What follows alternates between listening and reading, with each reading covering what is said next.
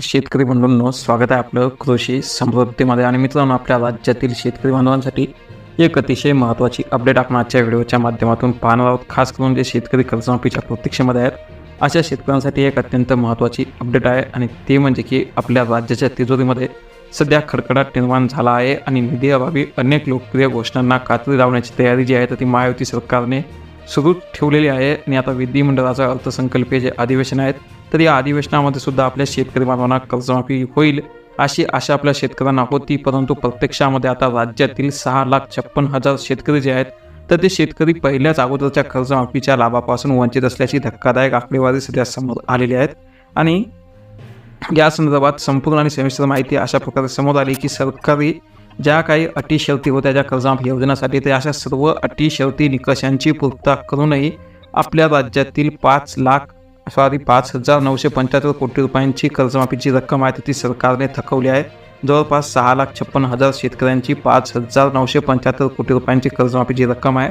तेव्हा एवढी रक्कम सरकारने थकवली आहे. आणि आता जे काही विधिमंडळाचं अर्थसंकल्पीय अधिवेशन आहे तर या निमित्ताने सुद्धा महायुती सरकार शेतकऱ्यांसाठी कर्जमाफीची घोषणा करेल अशी आशा मात्र प्रत्येक शेतकऱ्यांना होती आणि कर्जमाफीच्या प्रतीक्षेत असलेल्या शेतकऱ्यांना सुद्धा होती.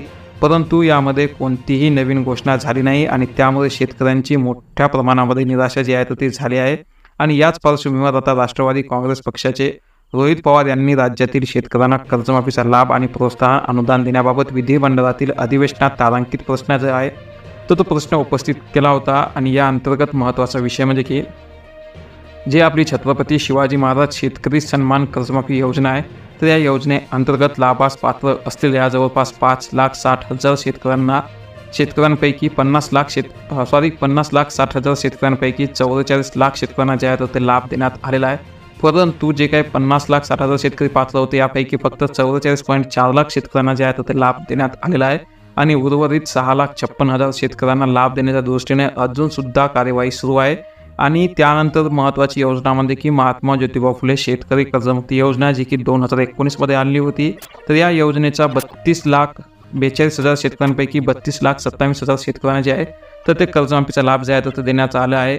परंतु महत्त्वाचा विषय म्हणजे की अगोदरची जी कर्जमाफी होती त्यापैकी जवळपास 6,56,000 शेतकरी अजूनसुद्धा 5,975 कोटी इतक्या कर्जमाफीच्या लाभापासून वंचित आहे.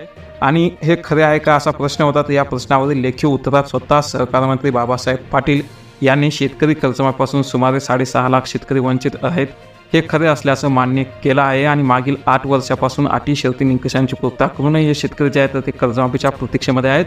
आणि यंदा सरकारने घोषणा केल्यामुळे हजारो लाखो शेतकरी जे आहेत तर ते कर्जमाफीच्या प्रतीक्षेमध्ये आहेत. आणि यासोबतच अजूनसुद्धा महत्त्वाचं म्हणजे की नियमित कर्जफेड करणाऱ्या शेतकऱ्यांना त्यावेळी म्हणजे ज्यावेळी छत्रपती शिवाजी महाराज शेतकरी सन्मान योजना आणली होती तर त्यावेळी 25,000 रुपयांचं प्रोत्साहनपर अनुदान देण्याचा निर्णय जो आहे तर तो सरकारने घेतला होता. आणि यामध्ये सुद्धा गेल्या 8 वर्षापासून सर्व शेतकरी जे आहेत तर ते अटी शर्ती निकषाची पूर्तता करून सुद्धा हे शेतकरी सुद्धा अजून प्रोत्साहनपर अनुदानाच्या प्रतीक्षेमध्ये आहेत, कर्जांपासून वंचित आहेत असं सहकार मंत्र्यांनी त्यांच्या लेखी उत्तरामध्ये जे आहे तर ते मान्य केलं आहे. तर जे काही कर्जमाफीच्या प्रतीक्षेमध्ये आहेत त्यांच्यासाठी एक महत्त्वाची अपडेट होती. तर नक्की आपल्या जास्तीत जास्त शेतकरी बांधवांना ही माहिती नक्की शेअर करा. चॅनल जर नवीन असाल नक्की सबस्क्राईब करा. धन्यवाद.